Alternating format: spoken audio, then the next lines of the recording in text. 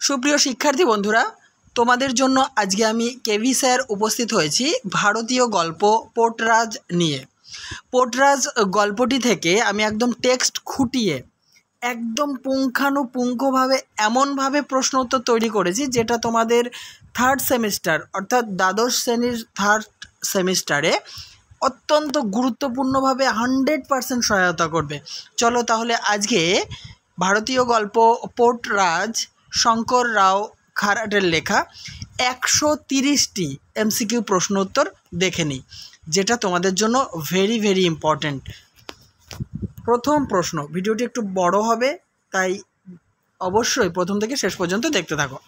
প্রথম প্রশ্ন, পোর্টরাজ কী ধরনের রচনা? এটি একটি গল্প। পোর্টরাজ গল্পটি কোন ভাষায় লেখা? মারাঠি ভাষায়। পোর্টরাজ গল্পের লেখক কে? শঙ্কর রাও খারাট। নেক্সট, শঙ্কর রাও খারাট কোন সাহিত্যের লেখক? মারাঠি সাহিত্যের। শঙ্কর রাও খারাটের পুরো নাম কি? শঙ্কর রাও রামচন্দ্র খারাট। পরের প্রশ্ন, লেখক শঙ্কর রাও খারাট কত খ্রিস্টাব্দে জন্মগ্রহণ করেন? 1921 খ্রিস্টাব্দের 11ই জুলাই। লেখক শঙ্কর রাও খারাট কত খ্রিস্টাব্দে পরলোক গমন করেন? 2001 খ্রিস্টাব্দের 9ই এপ্রিল। পরের প্রশ্ন, শঙ্কর রাও খারাটের জন্মস্থান কোথায়? মহারাষ্ট্র। নেক্সট, পোর্টরাজ গল্পটি বাংলায় কে অনুবাদ করেন? সুনন্দন চক্রবর্তী। পোর্টরাজ কারা? ভেরি ভেরি ইম্পর্টেন্ট এই কোয়েশ্চেনটি। পোর্টরাজ হলো একটি সম্প্রদায় যারা ভিক্ষাবৃত্তির মাধ্যমে জীবন কাটান। এরা মূলত দেবদাসী প্রথার সঙ্গে যুক্ত। লক্ষ্মী আই বা মারি আই এর সেবক। দেখো, এই যে লক্ষ্মী আই, আ দীর্ঘই লিখেছি, কোথাও কোথাও তোমরা আ হর্ষই পাবে, ঠিক আছে? লক্ষ্মী আই বা মারি আয়ের সেবক হলো এই পোর্টরাজরা। পরের প্রশ্ন, কোন কোন রাজ্যে পোর্টরাজদের দেখা মেলে? গুজরাট, রাজস্থান, মহারাষ্ট্র। মহারাষ্ট্রে পোর্টরাজরা কোন কোন সম্প্রদায় থেকে এসেছে? মহার, মাং, দেউল ওয়ারে সম্প্রদায় থেকে এসেছে। 13, গল্পের শুরুতে কাকে গ্রামের পোর্টরাজ বলা হয়েছে? দামাকে। নেক্সট প্রশ্ন, দামার বাড়ির আবহাওয়া কেমন? ভারী। ভারী বলতে কি বোঝানো হয়েছে? শোকাচ্ছন্ন। 16, কার বউয়ের চোখ জল ভরা? দামার। নেক্সট, কে থেকে থেকে শাড়ির আঁচল দিয়ে চোখ মুছে চলেছে? দামার বউ। পরের প্রশ্ন, কোথায় পাড়ার বউ ঝিরা আসছে এবং কিছুক্ষণ থেকে চলে যাচ্ছে? দামার বাড়িতে। মাঝে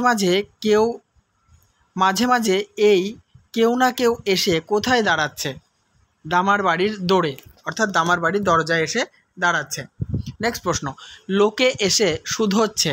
লোকে এসে কি শুধোচ্ছে? পোর্টরাজ কেমন আছে? শুধোচ্ছে শব্দের অর্থ কী? জিজ্ঞাসা করছে বা জানতে চাইছে। 22, করুণ মুখে জবাব দিচ্ছে সে। কে করুণ মুখে জবাব দিচ্ছে? পোর্টরাজের স্ত্রী দূরপথ। এই পথ বানানটা এখানে টাইপিং মিস্টেক হয়ে গেছে, ঠিক আছে? দূরপথ। নেক্সট, দূরপথ করুণ মুখে কি জবাব দিচ্ছে? এখনও প্রাণটুকু আছে খালি। নেক্সট, এখনও প্রাণটুকু আছে খালি বাবা। কার প্রাণটুকু এখনও বেঁচে আছে? দামার। পরের প্রশ্ন, ভেবো না, ভালো হয়ে যাবে। কে ভালো হয়ে যাবে? দামা ভালো হয়ে যাবে। নেক্সট প্রশ্ন, তাও ভয় লাগে। কার, কিসের ভয় লাগে? দেখে নাও, দামার যদি কোনো দুর্ঘটনা ঘটে যায়, দূরপথের সেই ভয় লাগে। 27, গল্পে সারা গ্রামের কেমন অবস্থার কথা বলা হয়েছে? খুবই করুণ অবস্থা, প্রতি বাড়িতেই অন্তত একজন বিছানা সজ্জা। নেক্সট, কেউ কেউ কী বলছেন? এখন ঠাকুরের মুখ চাওয়ার সময়, হয়তো এবার মা ঝেঁটিয়ে নিয়ে যাবেন। ঝেঁটিয়ে বানানোর ঝয়েকারের মাথায় একটা চন্দ্রবিন্দু মিস্টেক হয়েছে। 29, তার কাছে সকলে সমান। কার কাছে সকলে সমান? মায়ের কাছে। নেক্সট, দূরপথদের বাড়ির সামনের নিম গাছ থেকে কি চেঁচিয়ে ওঠে? কাক। পরের প্রশ্ন, এই বাচ্চারা মার বেজন্মাকে। কে কাকে বেজন্মা বলেছে? দূরপথ কাককে বেজন্মা বলেছে। 32, পোর্টরাজকে ডাকে রে। কে পোর্টরাজকে ডাকছে বলে দূরপথের ধারণা? কাক। পরের প্রশ্ন, গল্পে কাককে কিসের প্রতীক বলে বোঝানো হয়েছে? অমঙ্গলের প্রতীক। নেক্সট, কে কাকের দিকে ঢিল ছুঁড়েছিল? ছুঁড়েছিল বানানের 6 হর্ষর মাথায় চন্দ্রবিন্দুটা মিস্টেক। দূরপথের ছেলে।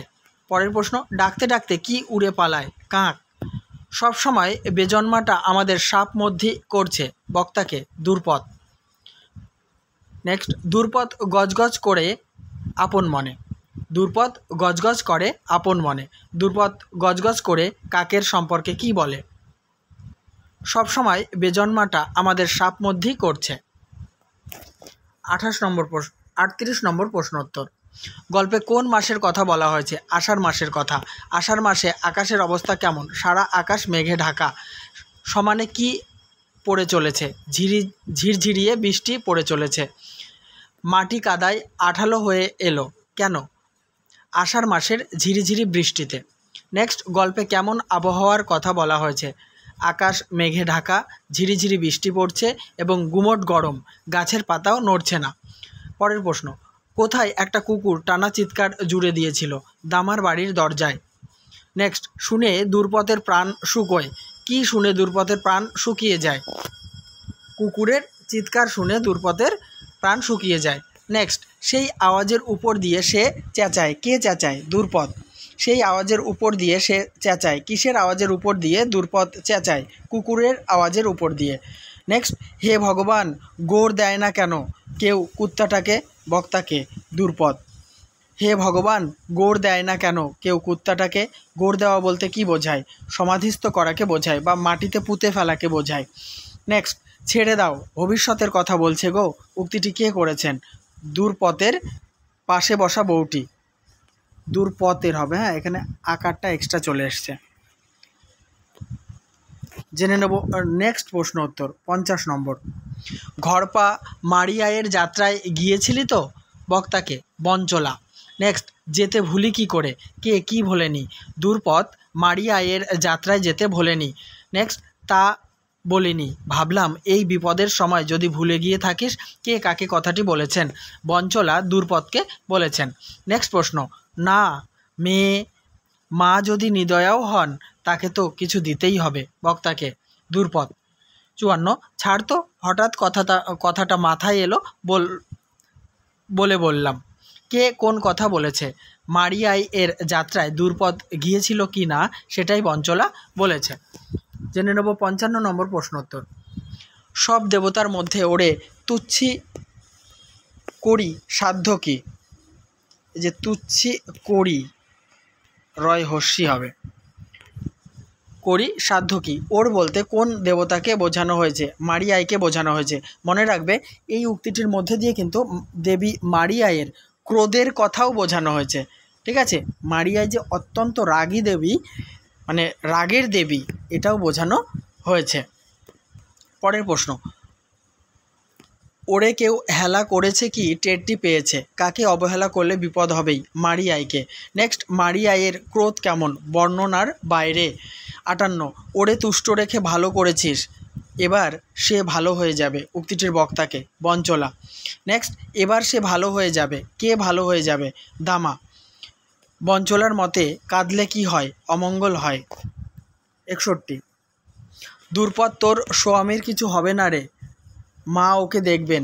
দুর্পথের স্বামীর নাম কি? দামা। নেক্সট, দুর্পথ তোর স্বামীর কিছু হবে না রে, মা ওকে দেখবেন। বক্তাকে বঞ্চলা। 63, ওর বাপ মা মায়ের কাছে মানত করেছিল ওকে। কার বাপ মা মানত করেছিল? দামার বাপ মা মানত করেছিল। নেক্সট, সেই জন্যেই তো ও পোটরাজ। ও বলতে কাকে বোঝানো হয়েছে? দামাকে। 65, সেই জন্যেই তো ও পোটরাজ। দামা পোটরাজ কেন? দামার মা বাবা মায়ের কাছে মানত করে দামাকে পেয়েছিলেন, তাই দামা পোটরাজ। নেক্সট, ওর বাপ মা মায়ের কাছে মানত করেছিল ওকে, সেই জন্যই তো ও পোটরাজ। এখানে বক্তা হচ্ছে দামার স্ত্রী দুর্পথ। 67, বঞ্চলাবাই বলে, এই তো বুঝেছ। কে কি বুঝেছে? দামাকে তার মা বাবা মায়ের কাছে মানত করে পেয়েছিলেন, তাই দামা পোটরাজ। এই কথাই দামার স্ত্রী দুর্পথ বুঝেছে। নেক্সট প্রশ্ন, দামা কার পোটরাজ? মায়ের পোটরাজ। পরের প্রশ্ন, দামা হলো গিয়ে মায়ের পোটরাজ। উক্তিটির বক্তাকে বঞ্চলাবাই। 70, তার ভক্ত নিত্যি তার পুজো করে। কে কার পুজো করে? দামা মারিয়ায়ের পুজো করে। 71, মা কি তার ভক্তকে ভালোবাসেন না? তার রোষে সে পড়ে কি করে? কে কার রোষে পড়েছেন বলে বঞ্চলাবাই মনে করেছেন? দামা মারিয়ায়ের রোষে পড়েছেন। দেখো এখনও 60টি প্রশ্নোত্তর আলোচনা করব, তোমরা 100% কমন পাবেই, ভরসা রাখতে পারো। 11 ক্লাসে যেভাবে কমন দিয়েছি এই 12 ক্লাসেও প্রত্যেকটা সেমিস্টারে 100% কমন পাবে। তাই আমার চ্যানেলটিকে সাবস্ক্রাইব করে রাখো আর বন্ধুদের মাঝে বেশি বেশি করে শেয়ার করো, যাতে তারা প্রত্যেকে এই ভিডিওর আপডেটগুলি পেয়ে যায়। আর যারা আমার আগের পর্বের ভিডিওগুলি দেখোনি, আমার চ্যানেলকে সাবস্ক্রাইব করে রাখো এরকম মূল্যবান চ্যানেলের ভিডিওগুলি পাওয়ার জন্য। 72, উনি কি দেখতে পান না এ ঘরে ছোট ছেলেপিলেরা রয়েছে? উনি কে? মা মারিয়াই। নেক্সট, হে মা তোমার রোষে পড়লাম কেন? উক্তিটির বক্তাকে? দুর্পদ। 74, এসব কথাই মনে জেগেছে গো। দুর্পদের মনে কোন কোন কথা জেগেছে? দামা একজন পোটরাজ, মায়ের ভক্ত, প্রতিদিন মায়ের পুজো করে, কিন্তু দামা কেন মায়ের রোষে পড়েছে? এসব কথা দুর্পদের মনে জেগেছে। 75, দুর্পদ দামার বাড়িতে ঢোকার পর থেকেই কোন কোন বারে মায়ের নামে উপোস করেছে? মঙ্গল ও শুক্রবারে। নেক্সট, হে মা বছর বছর তোমার যাত্রা করি, কে প্রতি বছর মায়ের যাত্রা করে? দুর্পদ। 77, দুর্পদ কি কি দিয়ে মারিয়াইকে স্নান করায়? দুধ আর দই। পরের প্রশ্ন, দুর্পদ মারিয়াইকে কি রঙের শাড়ি পরায়? সবুজ রঙের। নেক্সট, দুর্পদ মারিয়াইয়ের কপালে কি কি পরায়? হলুদ আর কুমকুম পরায়। কুমকুম মানে হচ্ছে সিঁদুর। 80, দুর্পদ মারিয়াইয়ের সম্মুখে কি কি দেয়? ভোগ দেয় আর নারকেল দেয়। দুর্পদ মারিয়াইয়ের সম্মুখে কোন মাসে কেমনভাবে গড়ান দেয়? আষাঢ় মাসের অমাবস্যায় স্নানের পর ভেজা শাড়িতে গড়ান দেয়। নেক্সট, দুর্পদ মারিয়াইয়ের সম্মুখে ছাগল দিতে না পারলে কি দেয়? কুঁকড়ো দেয়। কুঁকড়ো শব্দের অর্থ কি? কুঁকড়ো শব্দের অর্থ হচ্ছে মোড়ক বা কুক্কুট। নেক্সট, দুর্পদ মায়ের দুয়ারে কিসের ছড়া দেয়? রক্তের ছড়া। দুর্পদ কবে থেকে মায়ের সামনে পিদিম দিয়েছে? যেদিন থেকে দামার বাড়িতে বউ হয়ে এসেছে। 86, কখনো তোমায় আধারে রেখেছি বলো মা, কে কখনো কাকে আধারে রাখেনি? দুর্পদ মারিয়াইকে আধারে রাখেনি। পিদিম কথার অর্থ কি? প্রদীপ। 88, তোমারে এত ভক্তি করি তবু আমার কপালে এমন কেন মা? মা তোমার লীলে বুঝি না। উক্তিটির বক্তাকে? দুর্পদ। 89 নম্বর প্রশ্নোত্তর, দুর্পদের গলায় কি শোনা যায়? আরতি। দুর্পদ কোন দিকে মুখ করে হাত জোর করে প্রার্থনা করে? মারিয়াইয়ের মন্দিরের দিকে। নেক্সট প্রশ্ন, দেবী আমি কি কোনো ভুল করেছি? কি ভুল করেছি? ভুল করে থাকলে শাস্তি দাও। কে দেবীর কাছে শাস্তি প্রার্থনা করেছে? দুর্পদ। 92 নম্বর প্রশ্ন, কিন্তু আমার স্বামীকে বাঁচাও, কে তার স্বামীকে বাঁচাতে বলেছে? দুর্পদ। দুর্পদের স্বামী অর্থাৎ দামার কি অসুখ করেছে? পায়খানা ও বমি হয়েছে। নেক্সট প্রশ্ন, অপশানে যদি ভেদ বমি হয়েছে থাকে সেটাও কিন্তু তোমরা টিক দেবে। ভেদ বমি মানেও পায়খানা বমি, ঠিক আছে। 94, তাকে ভালো করো মা, তাকে বলতে কাকে বোঝানো হয়েছে? দুর্পদের স্বামী দামাকে বোঝানো হয়েছে। 95 নম্বর, গল্পের শেষের দিকের আবহাওয়াটি কেমন দেখা যায়? থমথমে। গ্রামের সর্বত্র কিসের চিৎকার শোনা যায়? কান্নার। আলোচ্য গল্পে নিম গাছটি কোথায় অবস্থিত? দুর্পদের বাড়ির বাইরের দিকে অবস্থিত। দুর্পদের বাড়ির বাইরের দিকে নিম গাছে কী ডাক ছিল? একটি কাক। নেক্সট, শুনে তার হাত পা স্থির, কিসের ডাক শুনে কার হাত পা স্থির? কাকের ডাক শুনে দুর্পার হাত পা স্থির। নেক্সট দেখো, এখানে দূরপার হবে, ঠিক আছে।